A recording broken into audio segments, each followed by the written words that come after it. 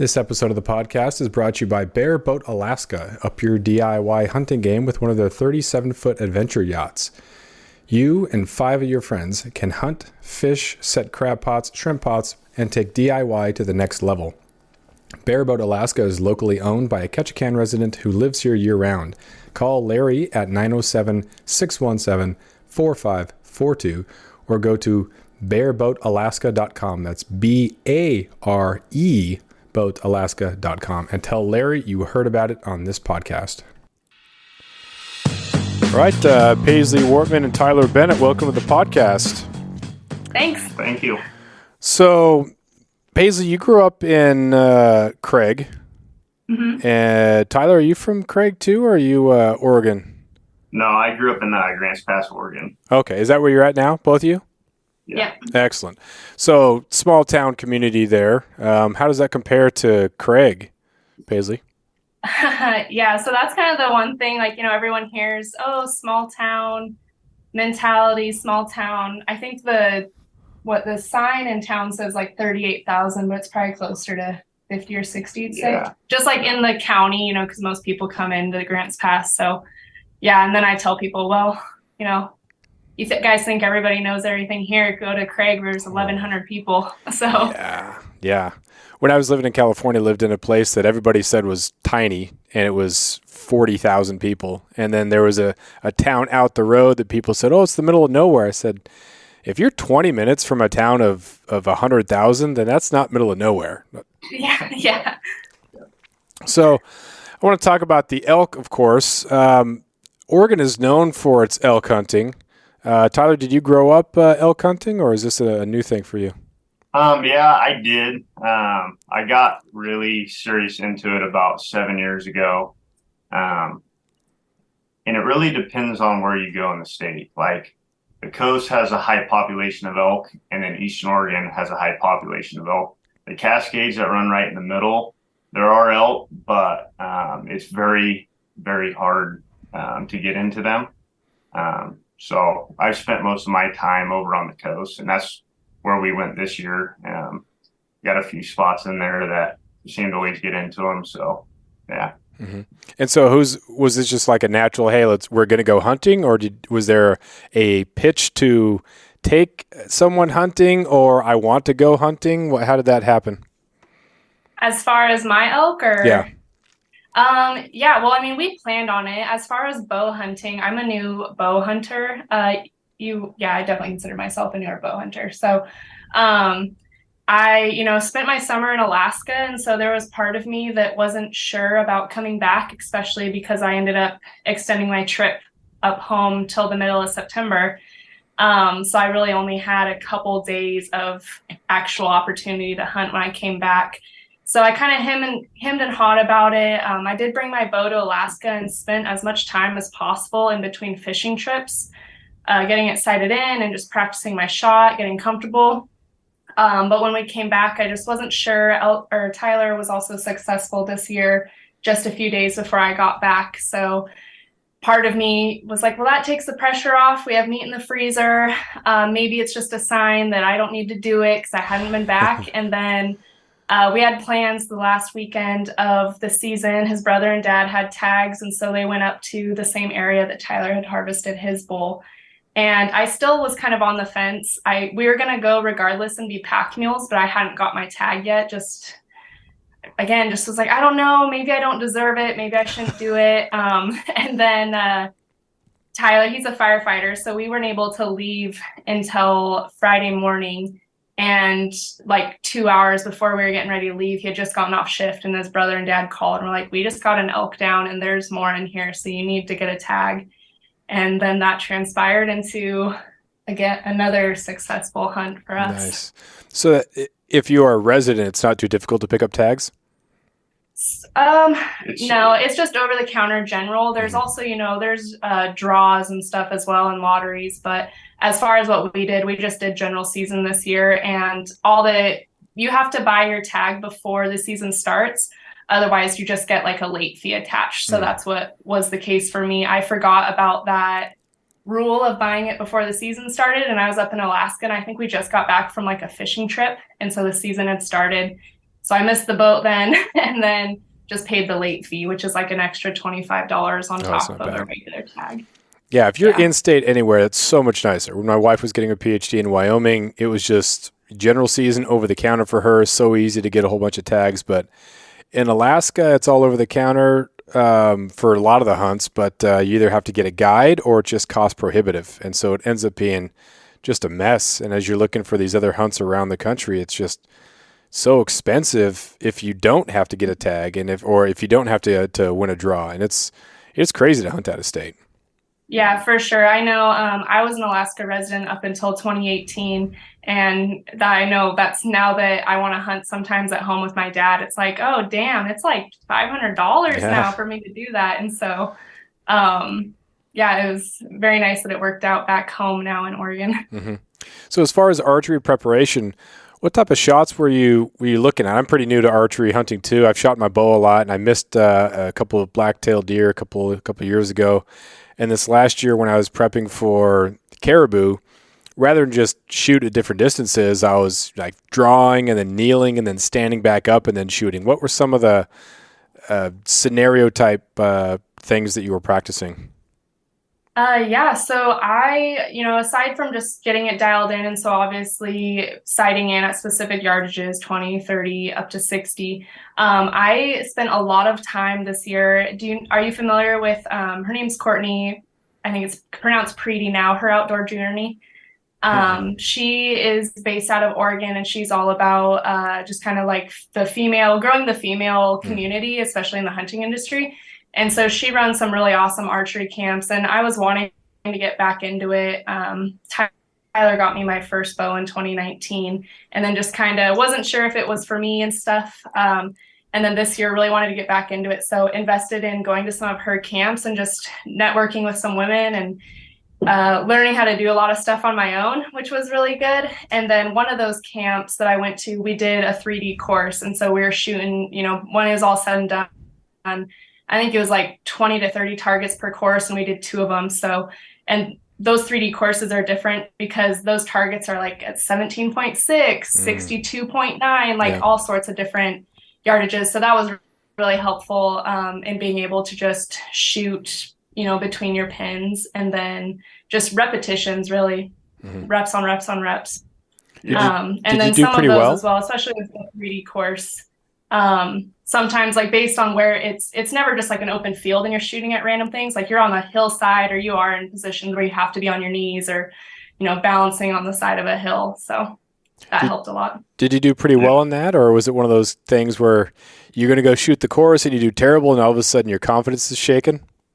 I actually was really surprised. I think mostly I was nervous that I was going to my nerves are going to get a hold of me and I was going to be, just shaken up and then shaky in my shots. But actually I did okay. It was fun. We weren't really keeping score. We kind of were, but I was very pleased. And then I ended up getting a new bow after that too. So. Nice. How long have you been archery hunting, Tyler? Oh shoot. I've been archery hunting since I was 13 and I'm 28 now. So long time. Nice. I rifle hunted for 1 year, and then my family decided to go into archery. And ever since I shot my first blacktail, that was it for me. And I love it. I think it's awesome getting up close and personal to an animal. I think it's a lot more challenging. Yeah, shooting animals with a rifle at a long distance, that can be challenging too. But there's just always something about putting a stock on an animal with a bow that I love, and I'll probably do it until I can't pull a bow back anymore. Yeah. Being more like on their playing field, kind of. Mm-hmm. Yeah. If for no other reason, it gives you a lot of better choices for seasons as well. You're able to hunt things, and you're going to reduce the amount of traffic. It does seem like there's a ton of archery hunters out there, but comparatively to rifle, it's definitely beneficial to get good with the archery. That way, it opens up those opportunities. Mm-hmm. Absolutely. Yeah. So let's get into the hunt there. How did you get the late penalty fee or the extra fee for not getting the tag on time, and then you're going out there and you have expectations because they just got one down, and Are you nervous? Are you excited? How did that unfold?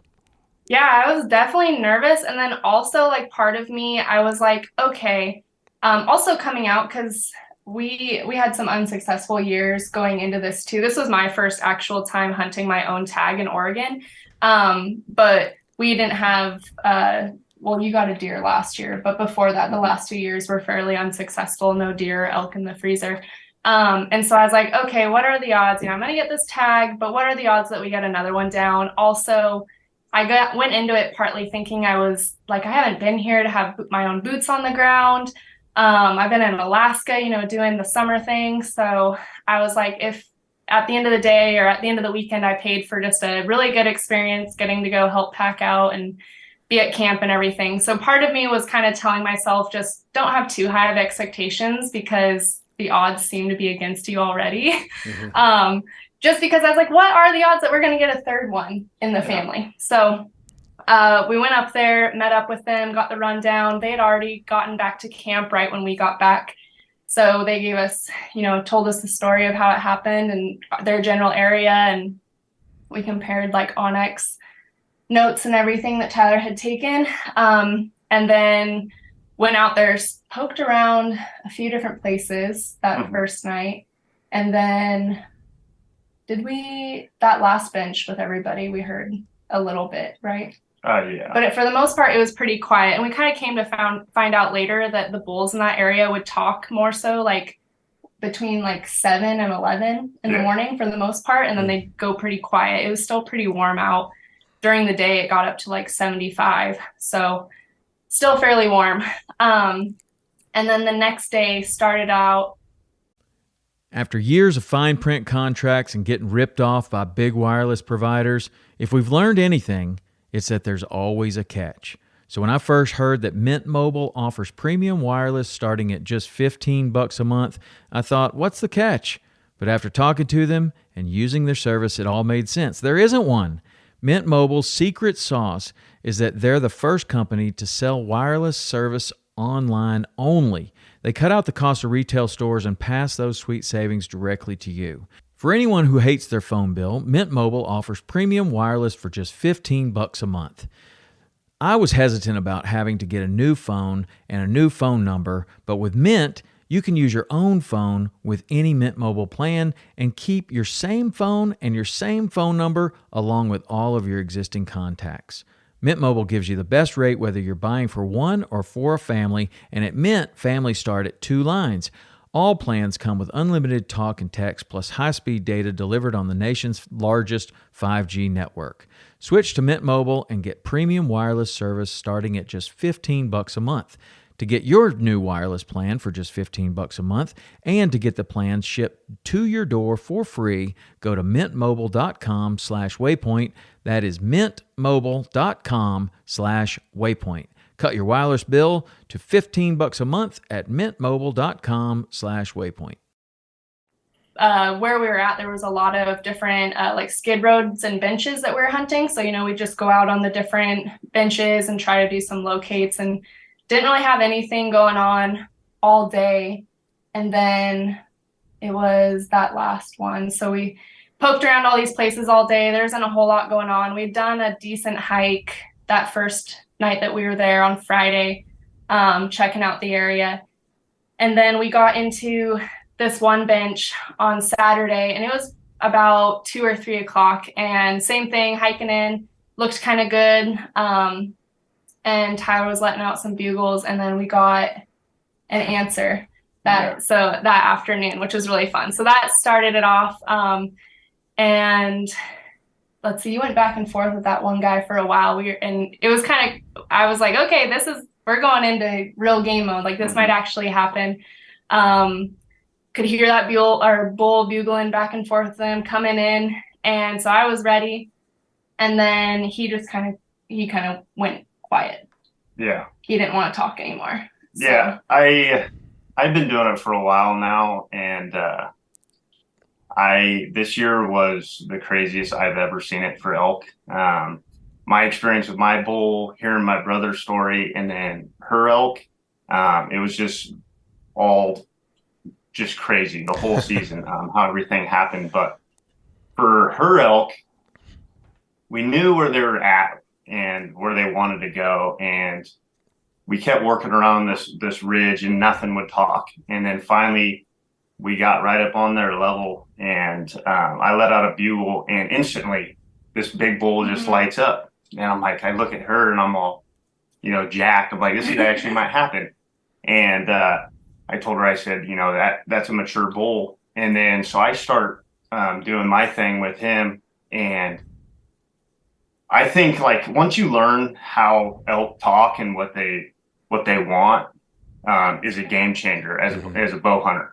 No matter where you go, different states, they all talk the same. Yes, there's Rockies that are rosy, but they all talk the exact same. And I knew by the way this bull lit off what he wanted. Like, he was searching for cows.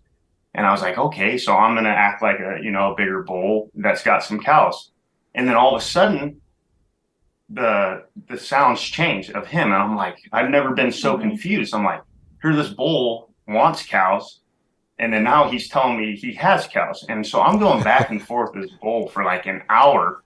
Yeah. And I'm like, Paisley, he's going to come. He's not. I had her out about like 30 yards. And then finally, after like just doing everything I could, I was like, we just got to go to him. Or he actually shut up. Yeah, he stopped talking. And so then that's when we were like, okay, and we kind of looked at each other because we could tell that he was coming, his bugles are getting louder and louder, and then all of a sudden he just went quiet. And so that was quite a while.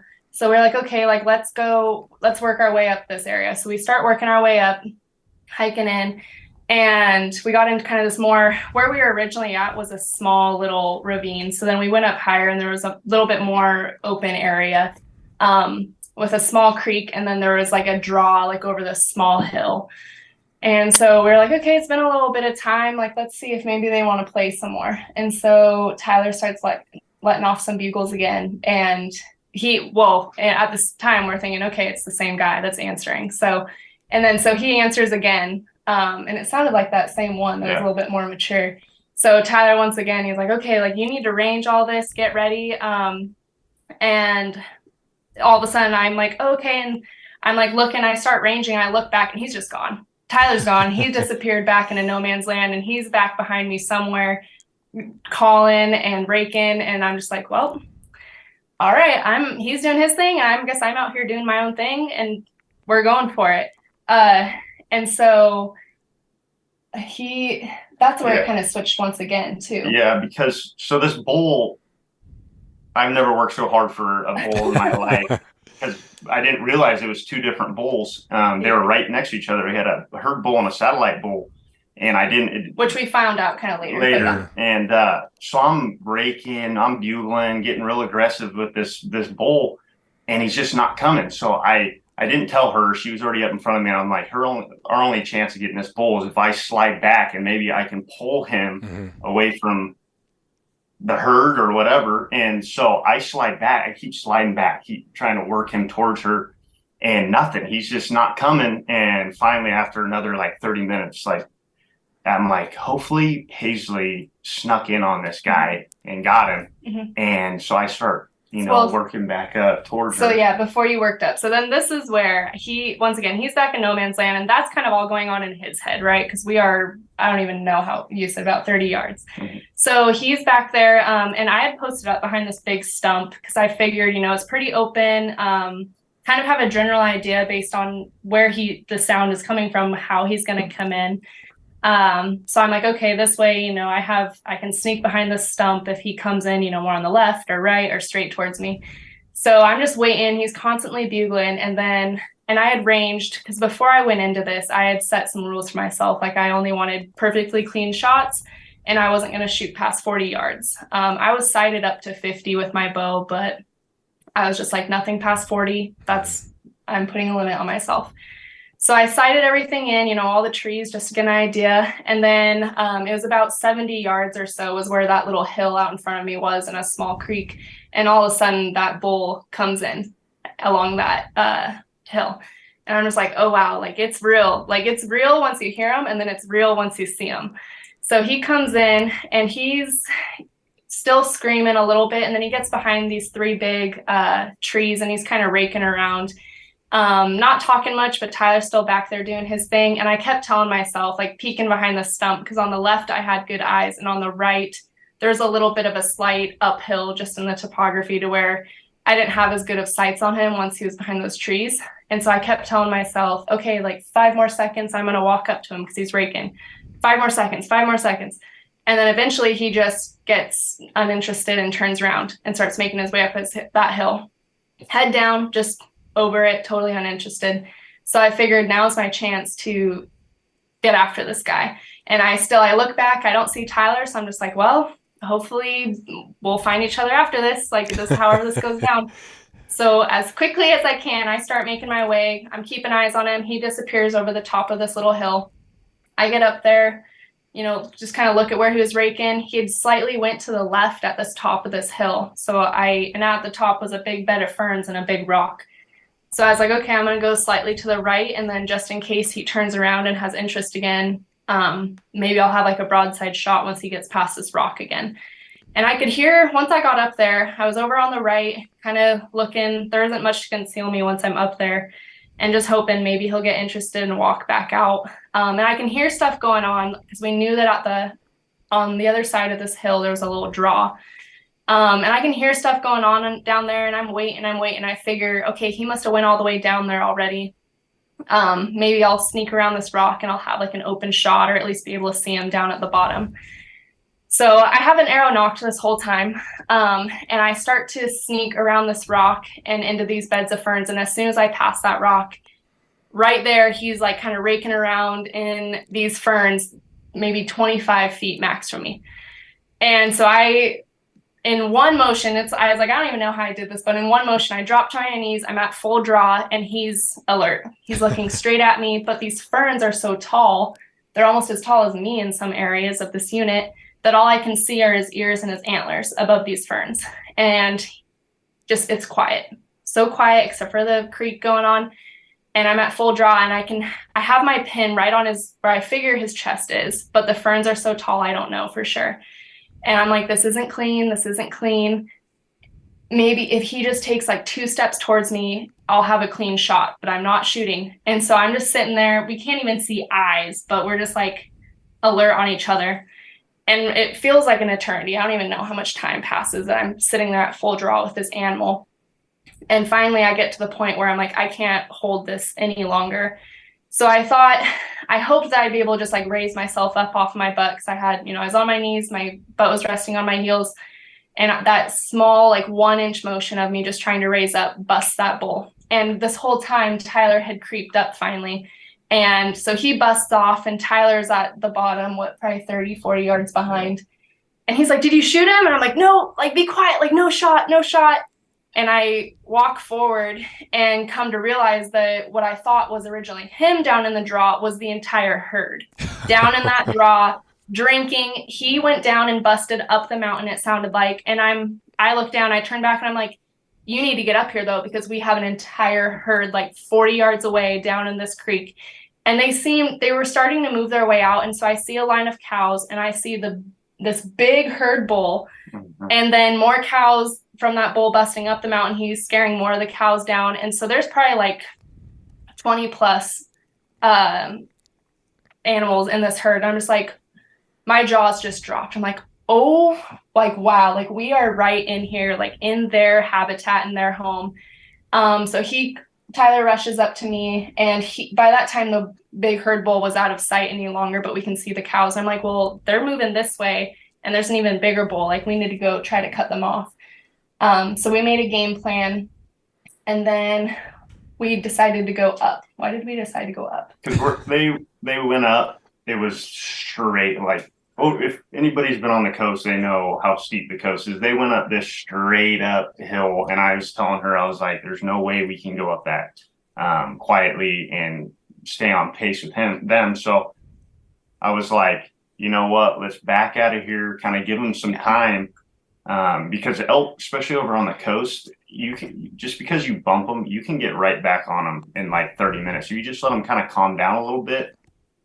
So we decided to pull back out of there. I knew kind of where this other skid road up top would bump us right on top of them.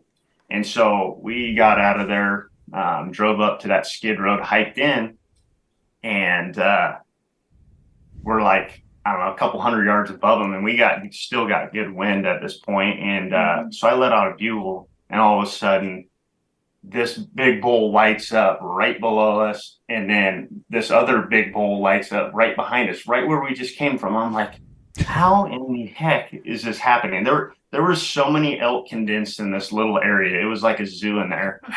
And and so I was messing with, we tried to get her back in position for that bigger bull, and it just ended up not happening. And so basically we put them to bed that night. We kind of knew where they're at, kind of knew where this other like satellite bull was going. And so we ended up bumping out of there. Mm-hmm. And then I'll let her tell you the rest of the next day, because it's wild. So that's day 2. That's Saturday. And yeah, we did. We were like, okay, let's put them to bed like that. And at that point too, that spot and stalk was so incredible and such a cool experience. I mean, I was within 25 feet of this animal at full draw. And I was like, okay, like that was wild. That was an experience that was well worth my money for the tag already, even though it wasn't filled yet. But we decided to put them to bed, and we're like, okay, we'll come in tomorrow. Last day, last effort, and maybe we can get back into them, because there's definitely still some action. And so we go to bed, and the next morning we're like, okay, it was the last day. I had just started school again, so I was already a little bit behind, just taking time off for the hunt and everything. And we're like, well, if we don't have anything down, or if we're not like playing with something by 12, we're just going to head home. And that was his dad's plan as well. His brother and our other partner had already left. So we're like, that's our plan. We have a really busy week coming up. That's just going to be it. So we go in, and we figured that they would be, because all these benches were up above a great big private field, and we'd been seeing them in that private field late at night. So we figured, okay, we're not going to go right in there first thing in the morning, because they're going to be eating. Let's go try out a couple other areas. So we went out, it was on the backside of that mountain, and tried a couple things in the morning. Nothing was happening on the other side.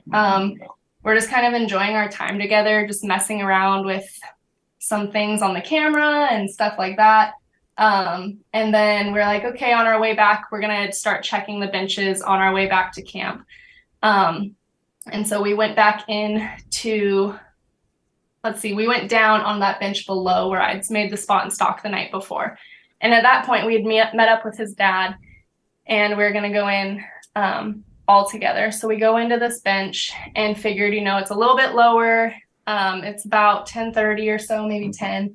Maybe they'll be working their way up, and we'll catch them before they're any higher. And so we go in there, and me and his dad both had tags still, and kind of look around, find this one area where it's pretty open. And Tyler lets off a few bugles, and sure enough, gets an answer. And it sounded once again like a more mature bull.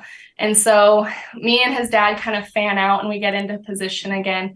And Tyler goes back and forth with him a little bit, and then once again just kind of quiets down. And so we waited a while, and finally we're like, you know what? Like, we kind of come back together, like maybe this is just it. They don't really seem like they want to talk a whole lot. And so we were kind of all just talking, saying how maybe we were going to boogie on out. And you'd given your dad the bugle. He's like, well, let me try one just for fun. And so his dad lets the bugle off, and something answers like instantly. And we're like, oh, never mind. Like, we got to get back into there. So he gives the bugle back, you take the bugle back from his dad. So we go back down, his dad and I. He maybe answers one more time once Tyler has the bugle back, and then is quiet. And we're waiting around again. Nothing's happening. And so we're like, okay. And so once again, we come back out, and we're like, okay, like, I guess that's it. We're done. So we start getting ready to go. Took a couple pictures for his mom, and then his dad's like, well, let me let off one more bugle just for fun. Like, this is it. And sure enough, once again, a bugle screams, and it sounded like a not so mature bull. And so we're like, okay, what's going on? Is that something about your like bugle this guy's liking? So it's going to be my chance to shoot. So Tyler and I go down, and sure enough, his dad lets off another one, and this younger bull is just loving it. ready to go. He's going to mess him up. So we go down and get in position. And sure enough, this guy comes in. And it was nice because Tyler was able to range for me. So I'm probably like 2 or 3 feet in front of him. We post up in front of this giant tree on their trail. And he was able to come in, and we spot him at 70, and he kind of loops around. And then Tyler was able to count down like 48, 33. And at 30, he presented himself with a perfect frontal shot. And so I was able to get one in him at 30. And then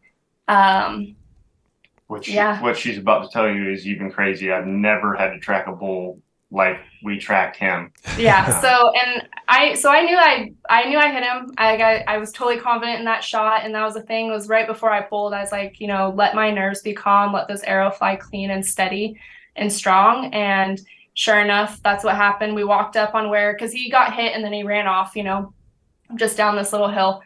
And Tyler was like, okay, well, we got to wait. And I'm like, okay, well, he ran down the hill. Let me at least walk over before the hill drops and just where he was standing. And sure enough, there's blood immediately. And I'm like, okay, like that made it that much more real. And so then that's where ended up tracking him for 3 hours around and around, which was probably the toughest part of the hunt for me, just because everybody wants to make it as ethical as possible. So as every minute that's going by, I'm just getting torn up thinking, did he die an hour ago, or is he still, how much longer is this going to go? So that was definitely the hardest part for me, was just hoping that he wasn't, suffering and just wanting him to rest easy. Yeah.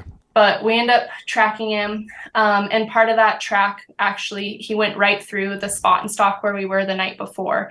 So that was really wild, and wondering if maybe this was like the same bull that came in the day before, because he went right through the exact steps of where I had tracked him, was raking that other bull, except rather than going left at the top of that hill, he went right. And then it was shortly past that was where we found him. And that was a wild feeling. That's finally awesome. Walking up on him. That bull went down, went up, went down, went up, went up. And I mean, it was just crazy. And that just like goes to show you, like, you can put really good shots on animals, and everybody talks about when they're wounded, they're going to go down or they're going to go side hill. That was the biggest thing I took away. That's not always the case, because her bull was hurt real bad. I mean, he had a lot of blood coming out of him, and he was still going right up some of the steepest stuff. And it just goes to show you, when you're tracking animals, don't just look down and look side hill. Like, you have to give that animal a chance, and you got to look for him up high too, because that's the second animal that I've been a part of tracking where they actually died up the hill from where they got shot. So you've been hunting a lot, and I'm sure you've learned tons of lessons. What was the main takeaway from this hunt? Was it kind of that they can sometimes go up? Were there other lessons that you learned, or is there a reaffirmation of certain things? Because people talk about experience, but it's impossible to learn everything there is to know about hunting or elk hunting. So what kind of was reinforced, or what did you learn from this one? Well, for me, I think it was just, one, I have a lot more to learn. I am not a good caller. That was one of the things while we were out there, was Tyler, let me one day when we're on a different area, try some bugles, and they're not pretty, but I have a lot to learn. But I know some of the things that I took away were definitely like patience. I was fully content with that first spot and stock on Saturday, and the decision to not pull the trigger, even though it was only like 20, 25 feet away, and it was just ferns that I was going to have to blow through. But you never know. That could have been all it took to mess up that shot, and then it would have just been a wounded animal and could have been ultimately unsuccessful if we didn't find it. So I know just kind of being very disciplined in those aspects of it and being prepared during that 3-hour tracking. I know there was times where I was like, gosh, I just want him to be down. Like, I'll track him for the next day, 2 days, if I, whatever it takes. I have water, I have extra food, like everything I need. I just want him to be done and resting wherever he is. So that was one of my biggest takeaways, and just needing to be prepared for that. But what about for you? I always talk. She probably gets tired of me talking about this, but I really think, um, when you're elk hunting, if you learn what they want in elk language, basically, like I listened to elk Paul Medell. He's the elk nut, and I started watching him 7 years ago, and from that point on, I mean, I spend hours and hours watching YouTube videos.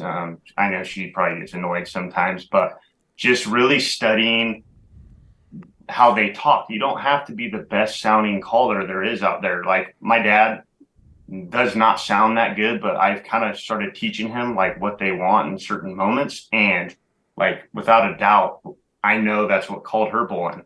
I felt like, looking back at it, that her bull that she shot, I might have been a little too more mature for him. And that's not what he wanted. Like, yeah, he would light up every once in a while saying, I'm here still. But then I gave the tube to my dad, and he doesn't sound as pure, but he still understands what they want. And I feel like, as an archery elk hunter, if you put the time into learning how they call, you will be very successful. I never now really, I know that all of us in my family, we're going to get our chances. It's just, getting into them and getting them in is the biggest challenge, obviously. But then, like she's talked about, being calm in that moment. Like, I'm super proud of her. I got to watch her shoot her first bull, and for being new to archery hunting, she was so calm and made such a good shot on that bull. And I just think, calming your nerves in those couple seconds makes a huge difference, because I've been with a lot of people that, have shot bulls that haven't been as calm as her and either miss or make bad shots. So I think preparing all year like she did was awesome. And it was just great to experience that with her. So, do you hunt pretty well together? I know my wife and I, there are times I'm a little less patient than she is, but as far as, sometimes we separate, like we're pretty good at understanding, like, hey, we're going to meet back here. We're not going to go off on some weird thing. If I say I'm going to do this, I'm going to do this. As far as moving through the woods, we try to walk at the same time and then stop and whatnot, so we're not just constantly making noise. Are you pretty good with agreeing or discussing different things and just all the little fundamentals? I think we hunt pretty well together. She listens to me pretty well, and she's hunted enough, back home, deer, that she knows what she's doing or what she needs to do. So we never really have a problem. Hunting, yes. When it comes to going out and shed hunting, absolutely not, because you kind of get down in la la land, and your head is down more when you're shed hunting. So we've definitely been separated, and there was definitely one time, thankfully we had service, but I was like, where did you go? Like, the dog isn't even with me anymore. I was so like tunnel vision looking for sheds. But hunting is definitely different, I think, just because there's more of a mission. And we also went in, we hadn't done a ton of hunts. We've done some turkey hunting. I went with you a couple times, deer hunting, and elk hunting before, but we talked about it more. And so as far as hunting, we do pretty well. Yeah. It's the other recreational stuff where it's not so much of a mission, that I'm just like doing my own thing, whatever. But no, that's great. That's great. So what's next? Oh, we actually just got his calendar for work. So I know he wants to do Alaska bear sometime. I would definitely like to do some more hunting back home. We have turkey in the spring. There's also second season archery for me that opens up, I think, at the end of this week. Yeah, this upcoming weekend. Yeah. So that opens.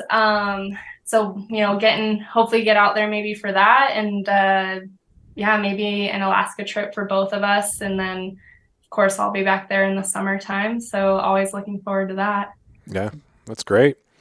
Yeah, it's special to be able to share those things with friends, and then that first, when you're able to see someone's first. I know with my wife getting her first blacktail, she was so steady, and it was just awesome to see and kind of share that, and then her wanting to pack the whole thing out, and just it's a lot of fun to kind of be around that. And I've never really thought of myself as a mentor because I didn't think I knew enough to be that, but it reinforces what you know because you have to explain it. It's that whole teaching type thing, and it's fun to be with other people when they're having those experiences.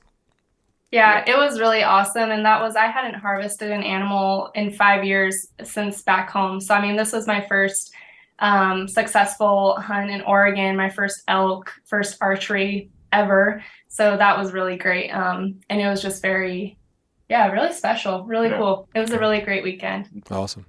Well, thanks a lot for sharing the story. We really appreciate your time. Great meeting you, Tyler. And hopefully we have some more stories. And maybe next summer we'll see you out running again. Yeah, thanks so much, Jeff. It was awesome. Yeah, Take care. You. Oh, where can people find you, follow you on social media and whatnot? Yeah, just Instagram's really where I'm at. I'm at Paisley W _ on Instagram. And Instagram for me too. I do have a Facebook, but I don't use it as much as Instagram. But it's at Tyler Bennett 007. 0007. Yeah, 3. something like that. I don't know. All right. Awesome. Thanks a lot. I appreciate it. Take care. Thanks, Jeff. Bye.